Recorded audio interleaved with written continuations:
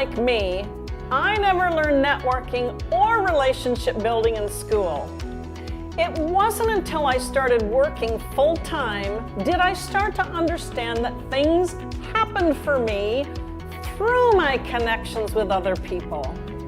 Hi, it's Joanne Funch from LinkedIn for Business, where I help professionals connect, engage, and grow their business and brand. And in today's video, I'm sharing some key ideas you were never taught on how to start relationship building using LinkedIn to begin the process. So stay tuned. I got my first big career break that took me from my hometown of Minneapolis, Minnesota to sunny San Diego, California. And it came from an introduction by my uncle who influenced a business owner to interview me. Now, that's networking and how a key relationship opened an opportunity. 25 years later, I moved from Southern California back to Minneapolis and started over personally and professionally. And I immediately used LinkedIn and my relationship marketing skills to start to make connections and learn the business community. Now, most people who use LinkedIn are looking for opportunities, whether that's a new job or a new client. So if you never learned how to network in school, and by the way, if you know someone who did, please email me. Let me offer some key tips that will get results fast. First, know who you want to connect with. That could be a contact within a company. It could be somebody you know who has a lot of connections. It could be someone in a niche that you want to get more involved in. Now, once you have done some research on the who, send them a personalized invitation. Be specific in your request as to why you're connecting. And don't be afraid to ask for what you want.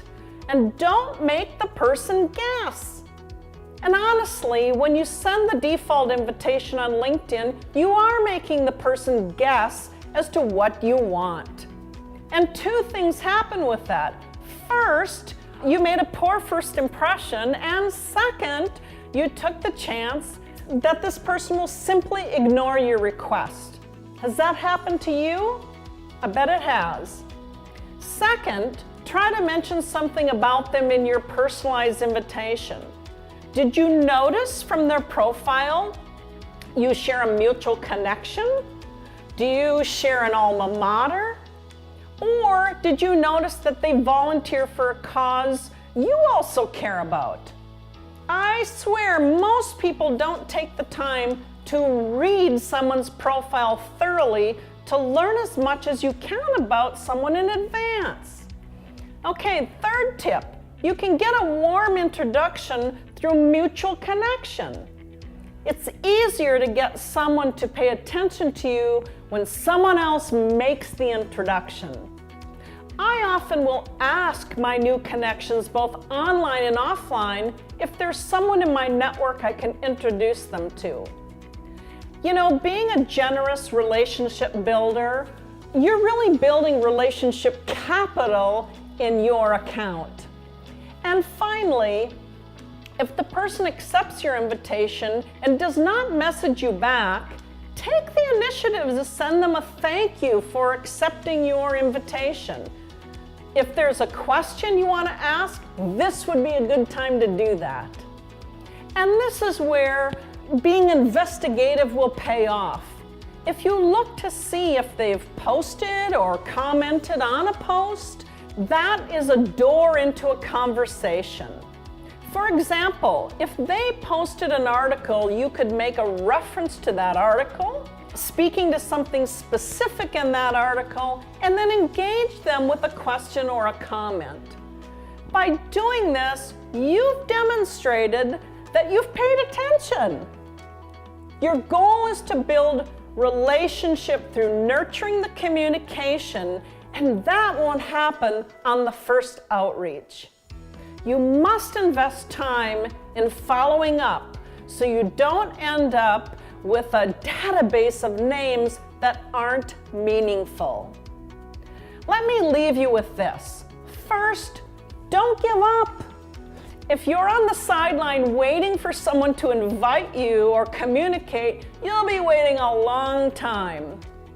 You know, clarity reveals itself through action. Be authentic and thoughtful, and people will respond.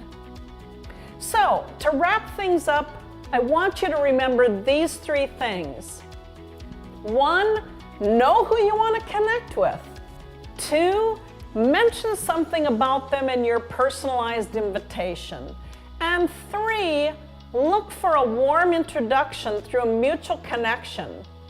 I've attached a cheat sheet for you below with some sample introductory messages you can use to break the ice and start to build those lasting connections. I encourage you to download it to give you some ideas on how to make that all-important first impression. Okay, if you found some value in this video, leave me a comment below, and be sure to subscribe to this channel for more LinkedIn and relationship marketing tips.